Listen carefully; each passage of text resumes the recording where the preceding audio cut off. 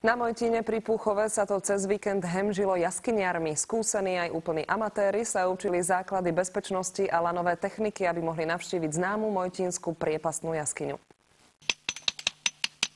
Nie je to iba o lezení v úzkých skalných chodbičkách. Jaskyniar musí vedieť pod zemou zlaniť aj hlbokú priepasť. Na to je dôležité ovládať jednolanovú techniku. Pomocou nej sa pri bádaní dokáže jaskyniar ľahko pohybovať hore-dole po lane. Techniku si nádejní adepti najskôr vyskúšali na trenažéri. Amatéri sa naučili, skúsenejší jaskyniari si obnovili a rozšírili vedomosti. Človek vraj často zabúda najmä viazanie uzlov. Chyť si to, otočím raz, dva a vložím to sem. Niekedy vám napríklad zachráni život aj to, že si uviažete nakoniec len na jeden malý uzlík. Na všetko dohliadali skúsení inštruktori, ale aj záchranári z horskej služby.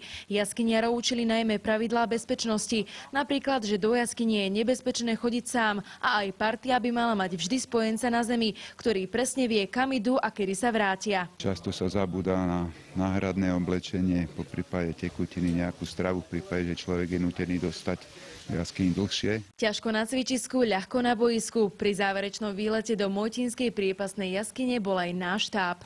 Základom pre jaskyniarov je, aby sa nebali pavúkov. Neboj sa. Pomaličky hlavne. Nikam sa nepoláme. A toto už je podzemný svet plný tajomstiev.